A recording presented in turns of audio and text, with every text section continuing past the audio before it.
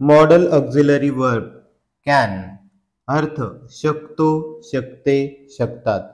कॅनची वाक्यरचना सब्जेक्ट त्यानंतर कॅन त्यानंतर व्हर्बचा फर्स्ट फॉर्म आणि ऑब्जेक्ट अशी असते.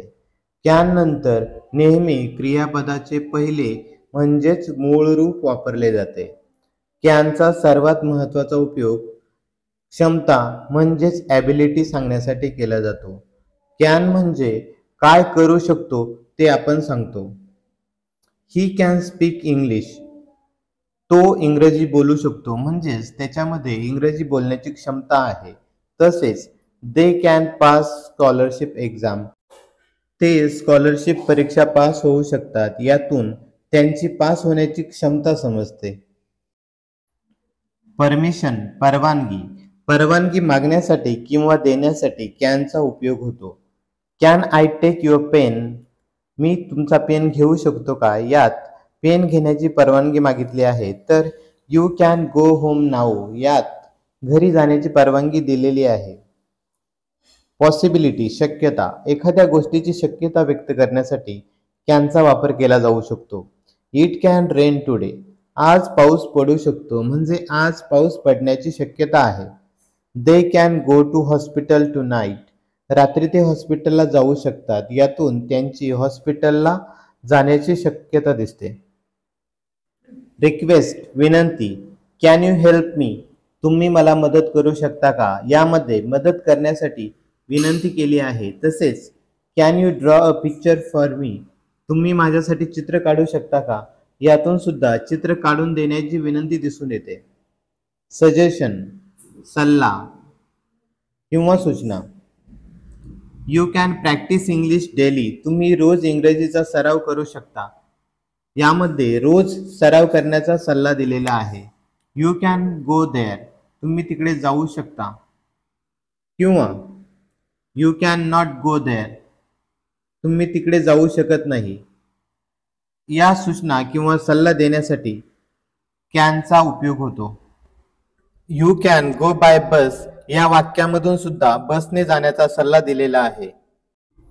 कॅन ऐवजी एबल टूचा वापर करताना कॅन ऐवजी एम इज आर त्यानंतर एबल टू अशी रचना करतात. She can run fast. Use able to या वाक्यामध्ये एबल टू वापरायचे असेल तर कर्त्यानुसार एम इज आर पैकी योग्य सहाय्यकारी क्रियापद वापरतात. शी नंतर एम इज आर पैकी इज हे सहाय्यकारी क्रियापद घ्यावे लागेल. त्यानंतर कॅन काढून त्याऐवजी एबल टू वापरावे लागेल. पुढील वाक्य जसेच्या तसे लिहावे लागेल. अशा प्रकारे she is able to run fast असे वाक्य तयार होईल. Boys can complete their work. Use able to या वाक्यात एबल टूचा वापर करायचा असल्यास बॉईज नंतर एम इज आर पैकी आर हे सहाय्यकारी क्रियापद घ्यावे लागेल कारण बॉईज हे अनेकवचन आहे. त्यानंतर कॅन काढून त्याऐवजी एबल टू लिहावे लागेल. अशा प्रकारे boys are able to complete their work हे वाक्य तयार होईल. वाक्य नकारार्थी असल्यास वाक्यामध्ये अनेबल टूचा वापर केला जातो. वाक्यामध्ये अनेबल टूचा वापर करण्यासाठी कॅन नॉट ऐवजी एम इज आर आणि अनेबल टू ही रचना करावी लागेल.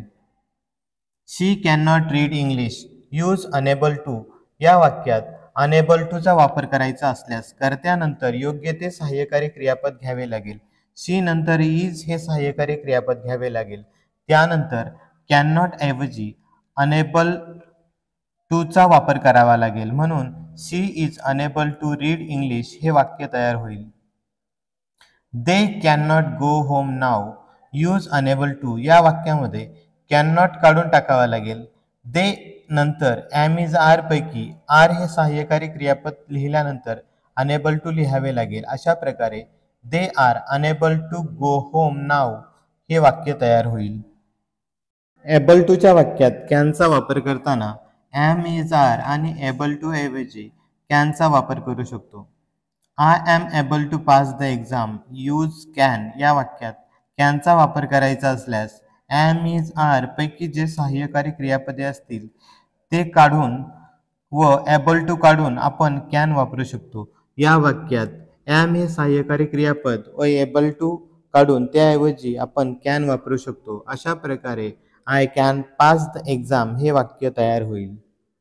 We are able to solve the problem use can या वाक्यात आर एबल टू ऐवजी कॅन वापरावा लागेल. अशा प्रकारे we can solve the problem हे वाक्य तयार होईल. रिमूव्ह अनेबल टू किंवा यूज कॅन असा प्रश्न आल्यास ॲम इज आर आणि अनेबल टू ऐवजी कॅन नॉटचा वापर करावा लागेल. Our relatives are unable to help us. Remove unable to या वाक्यामध्ये आर हे सहाय्यकारी क्रियापद व अनेबल टू काढून कॅन नॉट वापरावा लागेल. अशा प्रकारे our relatives can not help us हे वाक्य तयार होईल. त्यानंतर the system is unable to work properly. Remove unable to or use can असा प्रश्न असेल तर या वाक्यात इज अनेबल टू काढून कॅन नॉटचा वापर करावा लागेल. अशा प्रकारे the system can not work properly हे वाक्य तयार होईल. कॅन हे वर्तमानकाळी ऑक्झिलरी वर्ब असल्यामुळे कॅन ऐवजी नेहमी ॲम इज आर यापैकी योग्य ते सहाय्यकारी क्रियापद घेतले जाते.